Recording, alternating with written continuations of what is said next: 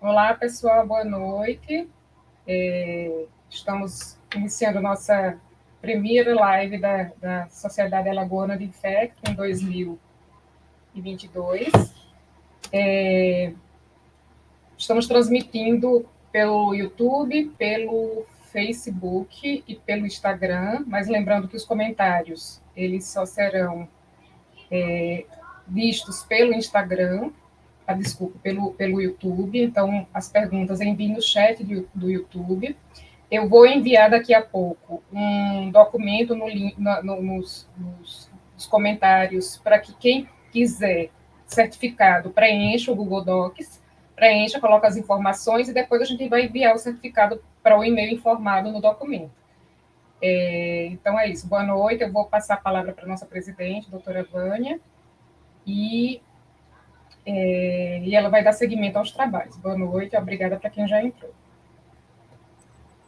Bem, boa noite a todos, boa noite Mardijane, boa noite Fernando.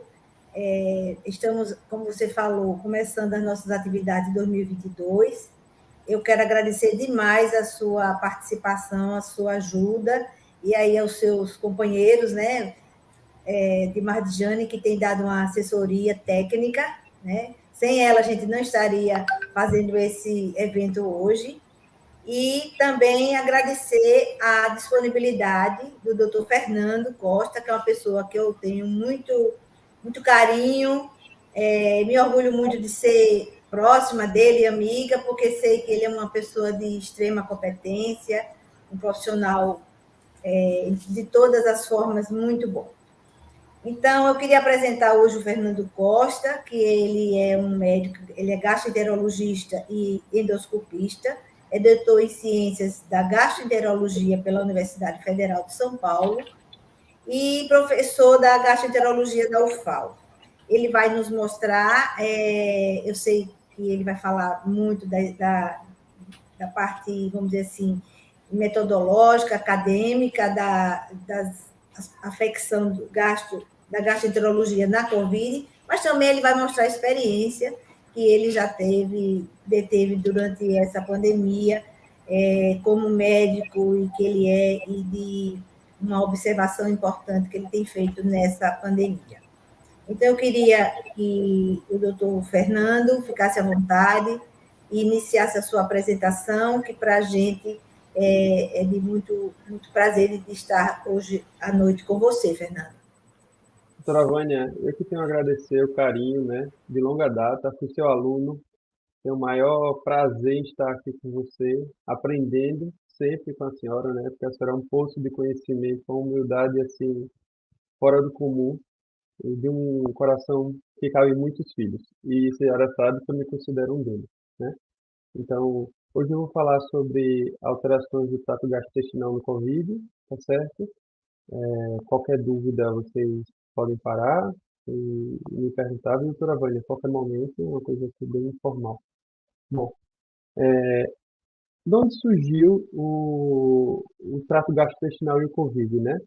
Nas primeiras investigações sobre como o vírus entrava e infectava o nosso corpo humano, percebeu que ele usava a enzima conversora de angiotensina 2 para poder se ligar a ela e, com isso, liberar o material viral dentro do citoplasma da célula.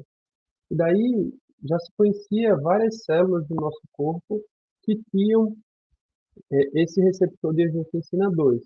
O pulmão, o sistema olfatório, nos olhos, no cérebro, no coração, no estômago, no, no pâncreas, muito pouco, mais na via biliar do que no fígado, e no trato gastrointestinal inferior, no intestino, a gente tem tanto no intestino grosso quanto no intestino fino. Pessoal, eu estou tendo um problema aqui em casa. Pessoal, desculpa aí de novo, mas assim, essas coisas de live acontecem, né? Para quem não estava aqui, meu filho caiu no banheiro, machucou a cabeça, mas está tudo bem. Vamos voltar. Então, começar do começo. Então, já se sabia, né, previamente, dos órgãos que tinham uma alta concentração de receptores de ECA no corpo, né?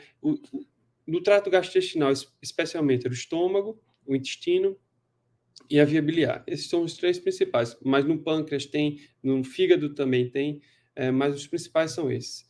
E vocês podem ver que são os locais em que a gente tem o desenvolvimento de sintomas, ou seja, quando o vírus ele entra na célula, ele causa inflamação local, e daí você tem o aparecimento dos sintomas.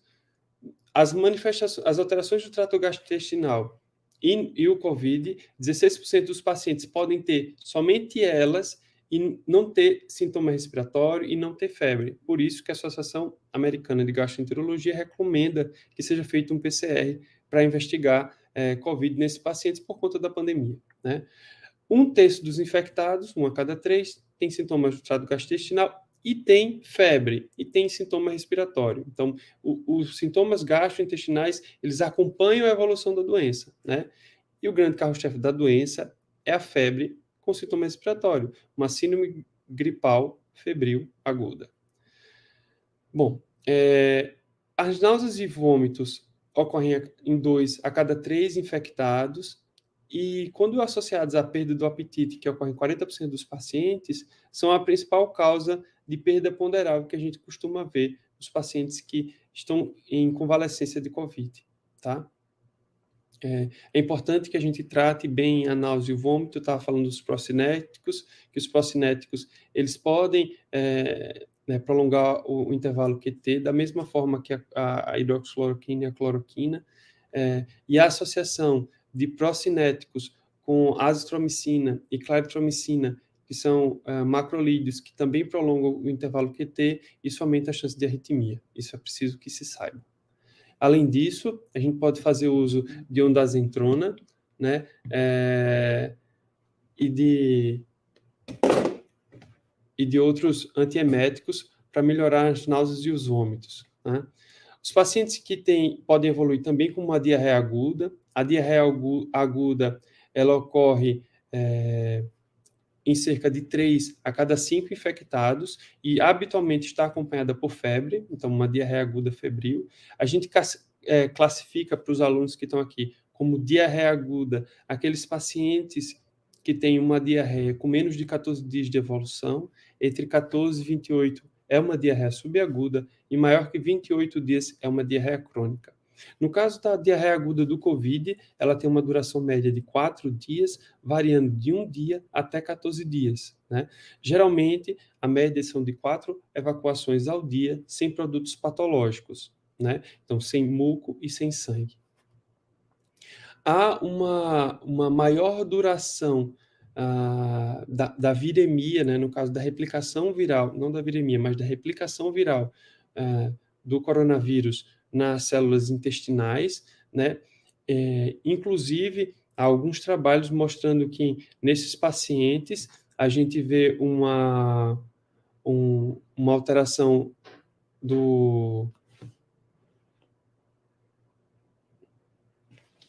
Inclusive, a gente vê nesses pacientes uma alteração do clareamento viral mais tardia no trato gastrointestinal, quando comparado a um clareamento respiratório mais precoce, tá? E isso foi uma das coisas, nas primeiras séries de caso, que mostravam que, será que esses pacientes que têm manifestações gastrointestinais, eles não vão ter uma doença mais grave? E as primeiras séries de casos de estudos retrospectivos, elas mostravam que sim, que haveria essa correlação, essa associação, tá? É importante que no quadro de uma diarreia aguda, a gente descarte outras causas, né? A gente sabe que a principal causa de diarreia aguda, ela é viral, mas a gente não pode esquecer no contexto que a gente vive, em que a gente tem uma baixa taxa de saneamento básico, né? Aqui em Maceió está beirando entre 30% a 40% da cidade saneada, e essa situação é pior no interior. Além disso, a gente tem no nosso estado uma grande quantidade de poços artesianos, que geralmente estão localizados perto de fossas, e há uma contaminação do lençol freático. Então, é importante que a gente lembre a população que toda a água da torneira deve ser esquentada para poder ser tomada, tá certo? Por isso que é importante que a gente descarte outras etiologias, como as parasitoses intestinais, dentre elas as giardias e as estrongiloidias. Infelizmente, a gente não dispõe de painel viral fecal para a gente fazer diagnóstico de adenovírus, de norovírus, que são outros diagnósticos diferenciais que se impõem. Além disso, o clostridioides deve ser descartado, especialmente naqueles pacientes que moram em casas de apoio, né, asilos, ou que tiveram internações recentes ou fizeram uso prolongado de antibióticos. A dor abdominal, a dor abdominal geralmente é uma dor abdominal difusa, sem um padrão localizatório muito bem definido, ela ocorre em menos de 10% dos infectados. Quando a gente vai pensar em fígado, a gente pensa em alterações de transaminase, que é muito comum a gente receber no consultório, né? A principal transaminase aumentada é a TGO, lembrando que a TGO ou AST é uma enzima presente no fígado, no músculo, no cérebro, então ela não é hepatoespecífica, e a LT, ela sim, ela é hepatoespecífica, né? 14% dos pacientes têm aumento de TGP. Nesses casos, para a gente afirmar que é uma hepatite viral, a gente precisa descartar outras hepatopatias, né? Então, a gente precisa descartar doenças metabólicas, então, se o paciente tem hemocomatose, e aí eu abro um adendo para o aumento de ferritina, né? E o COVID foi muito bom para ilustrar isso, ele não necessariamente quer dizer aumento, acúmulo de ferro, né? Então, nem todo paciente que tem ferritina elevada, ele tem sobrecarga de ferro, tá? Para a gente saber se há sobrecarga do ferro ou não, é preciso a gente dosar o ferro sérico e ver a saturação de transferrina. Se a gente tem uma saturação de transferrina maior que 50%, daí sim, a gente pode falar de sobrecarga de ferro. Então, a gente já falou de uma que é sobrecarga de ferro, a segunda hepatopatia que a gente precisa descartar é doença de Wilson, né, que é o acúmulo de cobre.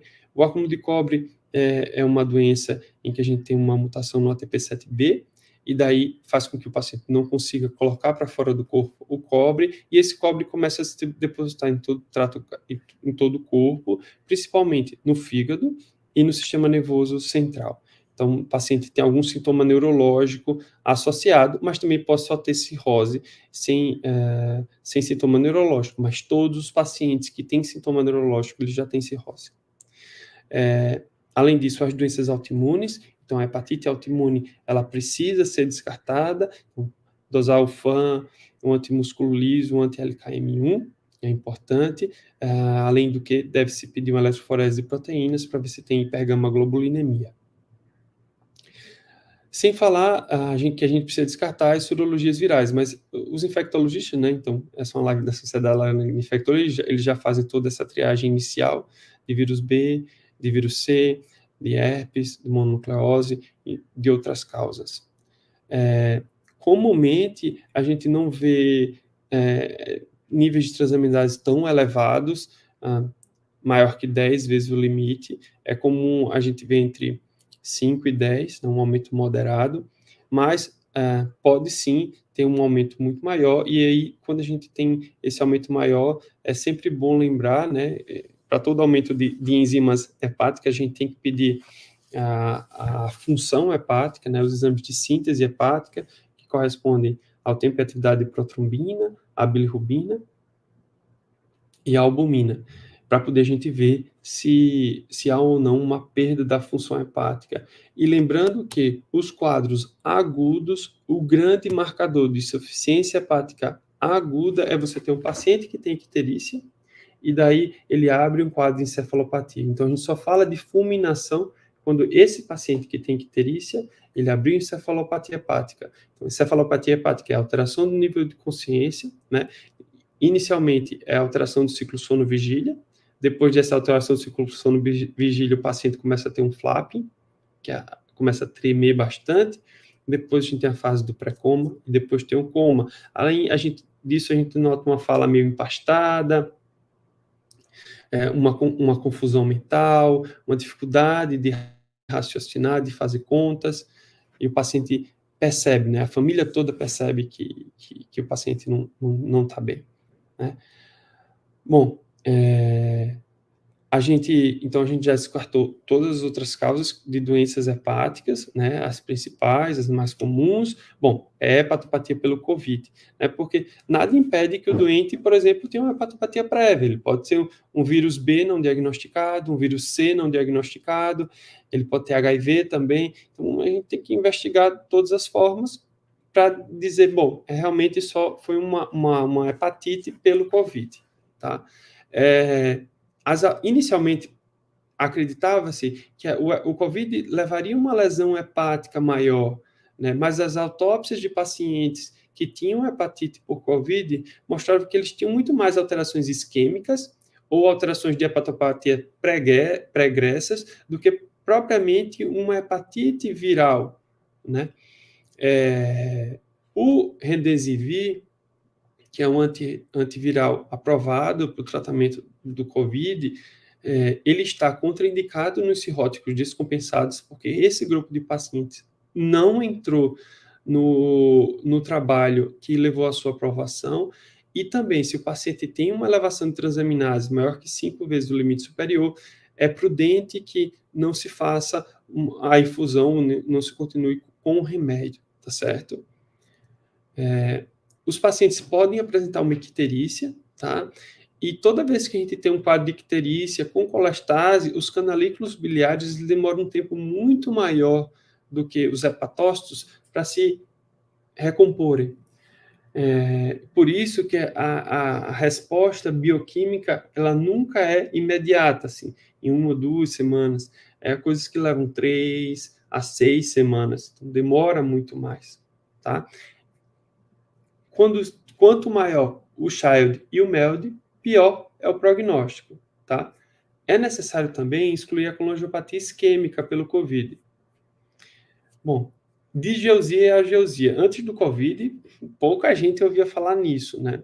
Que é você não sentir o gosto das coisas, você tem um gosto metálico, um gosto diferente com a alimentação, tá? E o COVID, isso foi um fator marcante, né? O paciente começa a ter um quadro gripal, é só uma gripe. E daí depois começa a ter uma alteração do olfato, do paladar, e diz, realmente, eu acho que eu estou com COVID. Explica-se essa alteração por uma neuropatia do COVID, né? Então, a mucosa, os neurônios responsáveis pelo sistema olfatório e gustativo, eles são infectados pelo vírus, e com isso, essa inflamação gera uma perturbação e uma perda da sensibilidade, geralmente transitória, tá?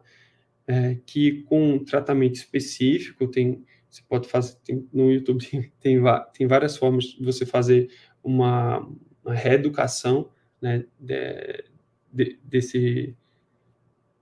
desse sistema que está tanto olfatório quanto gustativo, e se não melhorar, né, você pode procurar um profissional para lhe ajudar. Nas complicações gastrointestinais, quando a gente fala em complicação gastrointestinal, a gente está falando de doença grave, né, doença que mata, né, porque até então, uma alteração do paladar, uma alteração do olfato, ou essa própria hepatite, a maior parte das vezes se resolve, é bem tranquilo, náuseas e vômitos passa, dor abdominal melhora, diarreia aguda melhora, mas não, se você tem um paciente, e especialmente aquele paciente que está grave, que está na UTI, está com síndrome do desconforto respiratório agudo, antiga SARA, esses pacientes, eles evoluem com o ilho paralítico, então o intestino para de funcionar, né? Isso é um paciente que já está muito grave, né? Geralmente está em uso de drogas vasoativas, está entubado, e aí o corpo começa a redirecionar fluxo de sangue para os locais, para os órgãos nobres, né? E o intestino não é um órgão nobre. Então, o intestino para de funcionar. Esses pacientes também podem evoluir com isquemia mesentérica, isso tanto pode ser uma isquemia de Delgado quanto isquemia de colo, e há muita dúvida se isso esse quadro de ilho e de isquemia mesentérica, isso é secundário ao uso de opioide, que os pacientes fazem uso, né? Ou, por ser grave, geralmente estão usando fentanil em doses altas para conseguir ventilar, associado a outros muitos outros sedativos, ou se isso seria uma coagulopatia do COVID, que está afetando a microcirculação. Muita coisa a gente não sabe ainda direito do que é. Então, esse caso que eu vou mostrar aqui para vocês é só para ilustrar uma complicação rara que foi descrita recentemente, né? Chegou no consultório uma senhora com 62 anos, ela natural procedente daqui, tá? Ela era do lar, e ela teve um COVID grave, ficou 2 meses em UTI, e conseguiu sair. Quando ela estava sendo estubada, a família começou a notar que ela estava, ela tinha sido estubada há 2 dias, e a família começou a notar que ela estava ictérica, né? Não, a família, fazendo uma chamada de vídeo, aí pediu para o profissional de saúde que estava acompanhando investigar melhor, e aí ela começou a ficar cada vez mais ictéria, uma icterícia progressiva, e quando ela chegou para mim, ela chegou com uma queixa de uma perda ponderal de 30 quilos, tá? Ela era bem gordinha e tinha perdido 30 quilos. E tinha um histórico de um antecedente pessoal de uma diabetes de longa data que fazia uso de glifagem. O laboratório que ela me trazia era uma bilirrubina total de 10, as custas de meio a meio, bilirrubina direta e indireta, com uma colestase marcante, um TGO e TGP pouco, né, normal, INR normal e uma albumina de 3. Tá? As sorologias virais tinham sido pedidas pelo colega que acompanhava e não tinha alteração. Bom, a ressonância dela eu não tenho, mas eu peguei uma que era exatamente essa, né? É uma ressonância que a gente tinha um ponto maior de obstrução no ducto hepático comum já. Isso estava associado a inúmeras outras estenoses, né? Em toda a via biliar. Eu pedi uma nova ressonância com outro colega, porque a primeira ressonância falava em processo neoplásico, e eu achei muito estranho a evolução muito rápida da doença, e o COVID, isso tem mais alguma coisa, e não tinha sido visto nenhuma massa tumoral, nada. Bom, então nessa nova ressonância, num local confiável, o colega laudou como espessamento dos espaços periportais de forma difusa, notadamente nas porções centrais e no hilo, com áreas de dilatação de forma descontínua, associada com estenoses segmentares. Tinham pequenos linfonodos, o maior media 2 centímetros, e uma vesícula biliar normal com um pâncreas normal. E daí, eu aumentei mais a investigação, né, dessa doente, porque além da ressonância, eu pedi toda aquela investigação de hepatopatia inicial que a gente faz, tudo veio negativo, exceto que ela já tinha tido um vírus B, então ela tinha um anti-HBC total positivo e um anti-S positivo. Então ela tinha sido curada por contato, tá? Eu pedi uma biópsia hepática, e a biópsia hepática foi laudada, mostrando um tecido hepático com uma arquitetura lobular, né, com uma colestase importantes e trombos sinusoidais, né? Então, a gente já falou de quadro isquêmico, não é isso?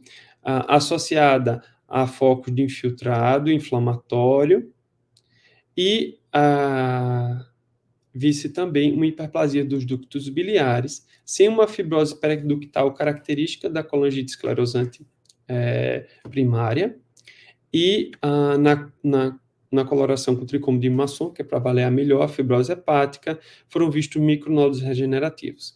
Nesse quadro daqui, a colega concluiu como uma colangite, evoluindo com uma cirrose biliar. Então, essa paciente teve uma perda de função hepática rápida e uma evolução muito rápida, né? Como ela tem um passado de obesidade e diabetes, eu não tenho como dizer a vocês que ela já não tinha uma esteatose hepática e algum grau de fibrose hepática prévia, que com o COVID e a inflamação que ela teve na via biliar por conta da isquemia que foi gerada, né, ela ficou entubada 2 meses com uso de droga vasoativa, ela não teve parada cardíaca, mas assim, um quadro muito grave de COVID.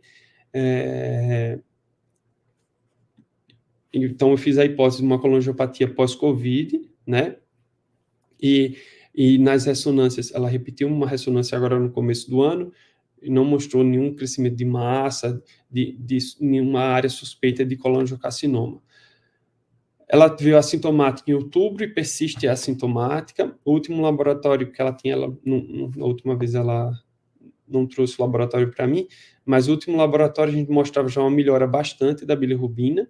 Clinicamente ela está anictérica, mas, como vocês podem ver, a fosfatase alcalina até aumentou, era 300, foi para 400, e a gama-GT, que era em torno de 700, 800, foi para 400. E houve um aumento da albumina, né? Recentemente chegou outro caso, que estava acompanhando com um colega infecto pós-Covid, e o paciente também estava com quadro de uma hepatite colestática inicialmente, depois essa colestase se consolidou, e uma ressonância bem típica de colangiopatia pós-Covid. Na verdade, essa colangiopatia pós-Covid lembra muito a uma colangite esclerosante primária, e acredita-se que ela seja secundária a um quadro isquêmico que o paciente tem. Então, vale a pena lembrar. Eu trouxe mais alguns artigos aqui interessantes que eu acho que vale a pena a gente discutir, que o primeiro será que a presença de sintomas gastrointestinais está associada a maior mortalidade nos pacientes com COVID, né? Então, esse estudo foi publicado esse ano, com 55 mil pacientes. Eles fizeram uma revisão sistemática acompanhada de meta-análise. Eles pegaram 53 estudos, né? A maior parte da China e dos Estados Unidos, mas tinham estudos do mundo inteiro, e eles viram que nessa população de 55 mil pacientes, 15% tinham sintomas do trato gastrointestinal. E nessa população estudada, a mortalidade foi em torno de 9%. Quando eles avaliavam a incidência cumulativa, eles viram que nessa população, 16% dos pacientes apresentavam diarreia, 8% náuseas e vômitos, e 4% dor abdominal, né? Isso daqui é um gráfico em que se coloca todos os estudos, os eventos associados, para você ver se há ou não relação entre a mortalidade e a presença de sintomas gastrointestinais, tá? Então, na tabela da esquerda favorece essa associação de sintomas gastrointestinais com mortalidade, e na direita não tem sintomas gastrointestinais.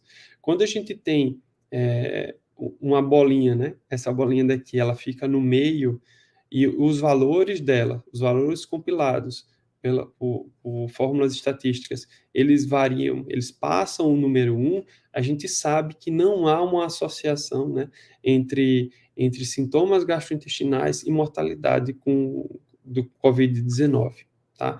Diferentemente dos pacientes que têm um quadro grave, um síndrome da resposta, um síndrome de desconforto respiratório agudo, tá?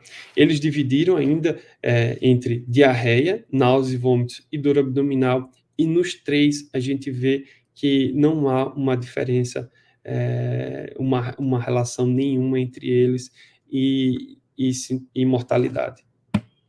Bom, quais são as limitações? Uma vez eu ouvi falar, e é verdade, quando você faz uma revisão sistemática com lixo, você não espera outra coisa que não lixo, né?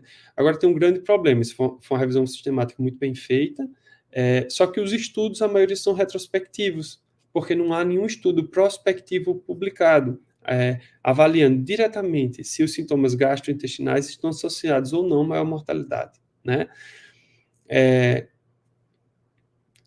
Sabe-se, e aí conseguiu também provar nessa meta-análise, que a idade, quanto maior a idade, maior a mortalidade dos doentes, e que a presença de comorbidades e manifestações respiratórias também estão associadas a maior mortalidade.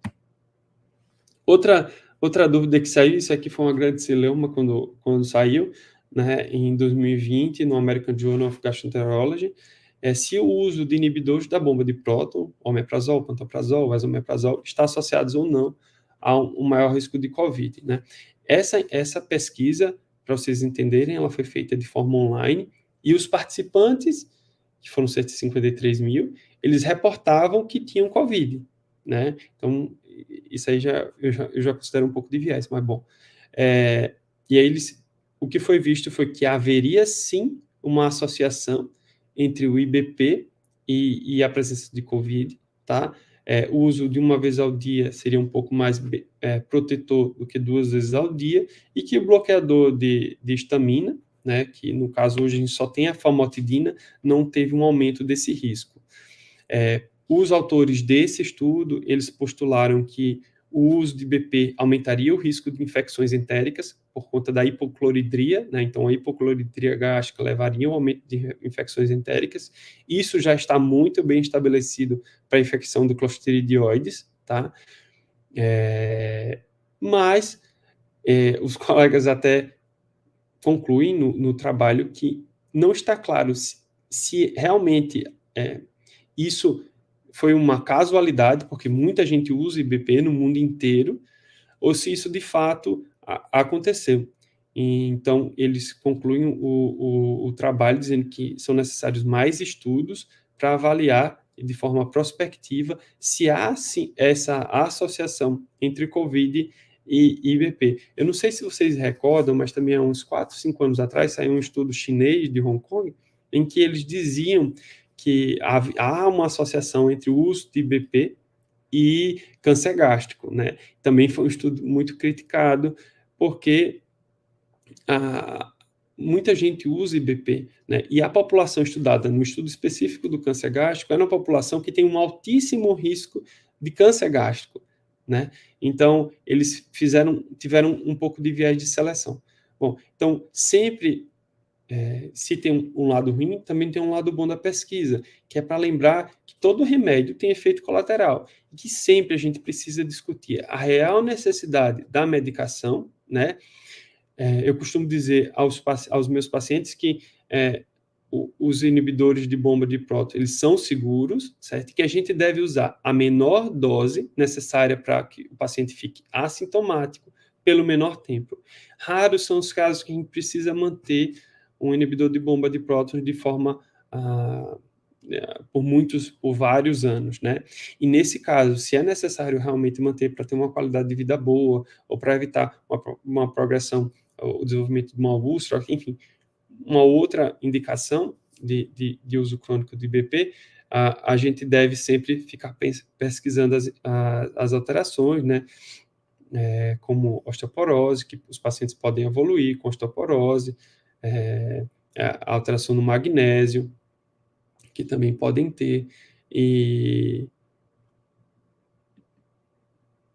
um outro artigo interessante é qual seria o risco do cirrótico com COVID, tá?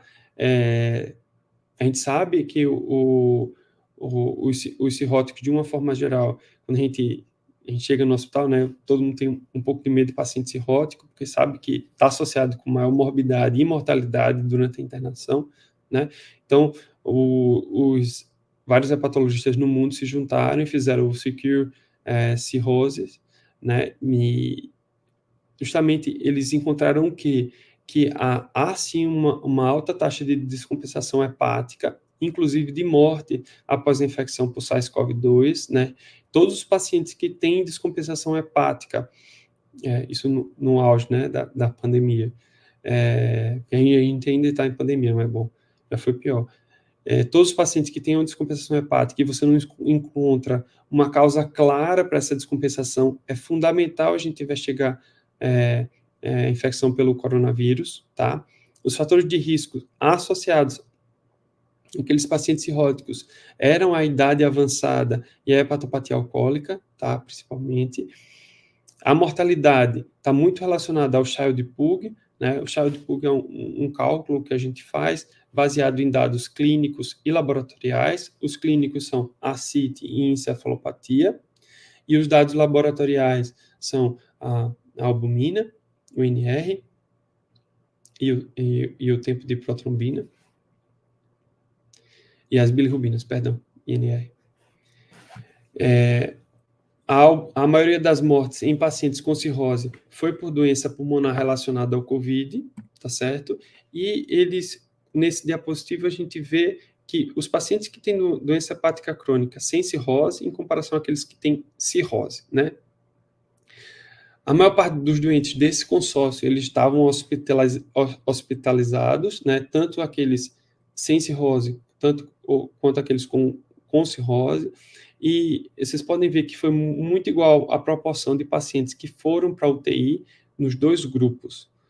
Mas a mortalidade terminou sendo diferente. Enquanto aqueles pacientes não tinham cirrose, a maioria sobreviveu, 92%. Os que tinham cirrose, 32% morreram e só 68% sobreviveram. Então, vejo que foi uma amostra muito bem pareada, né? E que mostra um desfecho totalmente diferente entre os dois, né? Então, eram essas as minhas considerações. Eu espero que vocês tenham gostado da aula e eu estou aqui aberto à discussão.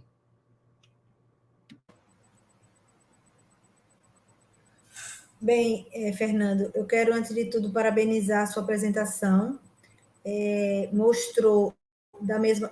Para mim, não é surpresa, uma vez que você mostrou um estudo prévio de uma análise com estudos científicos que você bem apresentou, mas também mostrou a sua experiência e o seu cuidado em tentar diagnosticar coisas até raras, né? Que eu acredito que esses 2 casos que você apresentou não é o comum na COVID, né? Então é preciso que o especialista esteja antenado, que existe uma interface entre o clínico, o infectologista, que encaminhe outros profissionais afins que encaminhem para aquele especialista, vamos dizer assim, que vai dominar melhor a situação.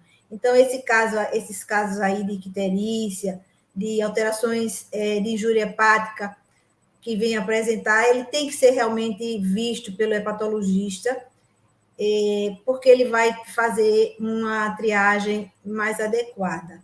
Então, eu queria aproveitar, começando a discussão desses casos, com 2 perguntas. Primeiro, essa observação que eu vejo, a importância de que a gente que cuida hoje de Covid entenda que, na medida que os casos, que a endemia vai ficando... acaba aquela pandemia onde tem aqueles quadros mais agressivos, com muitas mortes, e vão ficando as doenças endêmicas, vão aparecendo as coisas raras.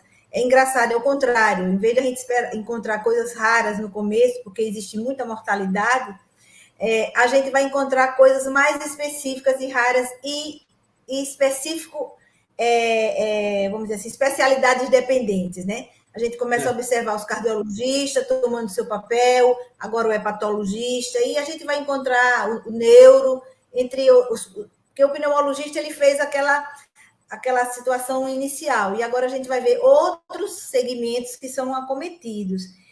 E essa interação entre os profissionais é muito importante, entre as especialidades, e que esse especialista, ele se aprofunde no estudo da COVID.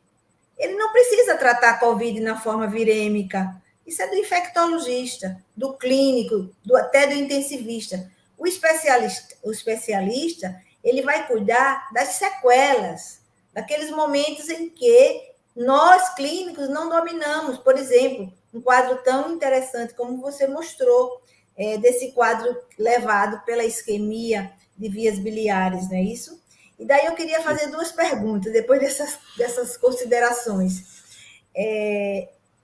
Primeiro, você acharia interessante a gente, na hora que a gente perde o time de fazer um diagnóstico precoce nos primeiros 5 dias, com isolamento por PCR por via nasal, nos pacientes com quadros diarreicos, gastrointestinais agudos, a gente fazer de uma forma mais tardia, aproveitar a coleta do material para fazer PCR nas fezes.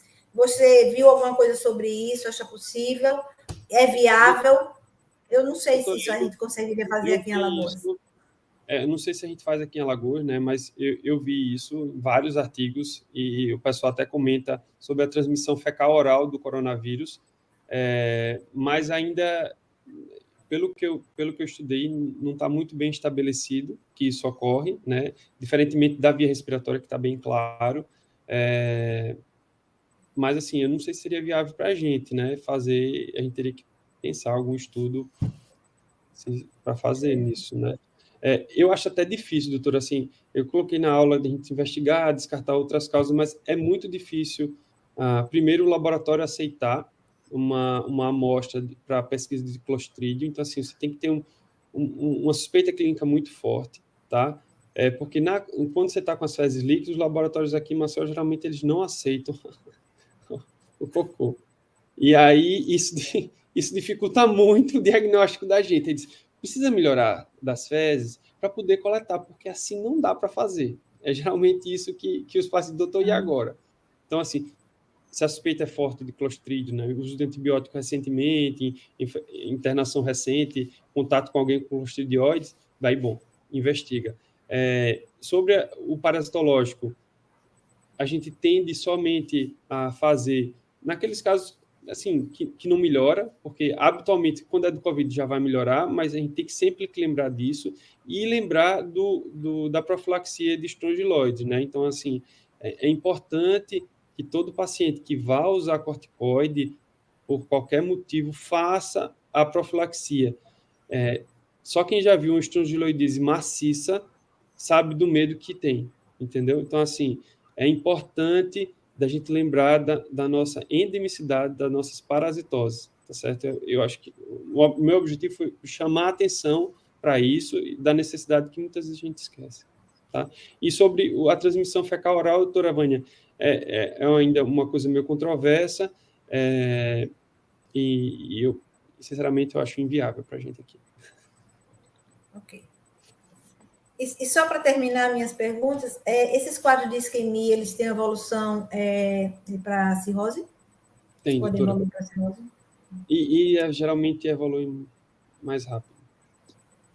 A gente não tem, como foi uma doença descrita há pouco tempo, a gente não sabe o tempo de evolução disso, né, obviamente, mas se o paciente já tem alguma hepatopatia estabelecida, quando você tem um outro insulto de uma outra causa, isso a gente já sabe, não é COVID, não, isso a gente já sabe. Quando você tem 2 insultos, não, por exemplo, o paciente é alcoólatra, e daí ele pega um vírus B, pega um vírus C, ou até nas co-infecções, vírus B, HIV, vírus C, HIV, a gente sabe que esse doente progride muito mais rapidamente para a cirrose, né? Okay. E tem um ponto de não retorno na cirrose, né? Na esteatohepatite não alcoólica, a gente tem vários trabalhos dizendo de regressão de cirrose, mas tem um ponto que a gente não consegue voltar. O único jeito é só trocar o órgão, né? E a gente não pode trocar o órgão em todo mundo. A gente tem uma escassez de órgão e a gente tem que selecionar bem os doadores. Aqueles pacientes que vão morrer, se a gente não fizer isso, a gente troca o órgão. Então, MELD maior que 15 é indicação de lista de transplante, por exemplo. Tem outras indicações, mas grosso modo é isso. Ok.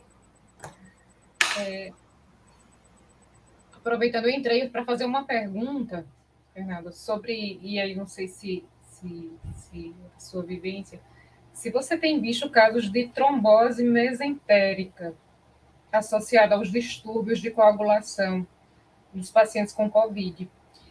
Não. Eu peguei 2 casos de óbito por trombose mesentérica em pacientes com PCR positivo para COVID, mas como nós somos muito pobres de investigação, de arsenal para investigação no SUS, a gente fica sem saber quem foi que veio primeiro, se foi o ovo ou se foi a galinha, se o paciente já tinha algum quadro associado e contraiu COVID, enfim.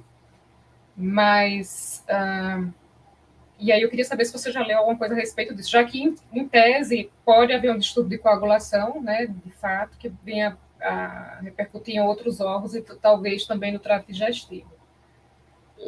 Isso está muito bem descrito já, realmente, trombose mesentérica e também trombose isquemia colônica, né? Assim, eu particularmente não tive nenhum caso. Uma coisa que eu acho que vale sempre a gente lembrar é que existem outras doenças que levam a trombose, nem tudo é COVID, né? COVID, ele pode entrar como um fator que associa, que soma, mas a gente tem que chamar o hemato junto e ver se não tem mais nenhum outro fator protrombótico, entendeu? Eu acho que isso é fundamental. E no SUS isso é impossível de fazer. Assim, se você for fazer tudo que precisa ser feito, você não consegue fazer. Ou se vai fazer, vai demorar para ser feito. O mais importante é, suspeitou de isquemia mesentérica, trata, né? Anticoagula o doente, faz uma tomografia para ver se tem sinais de isquemia que precise de abordagem cirúrgica ou não.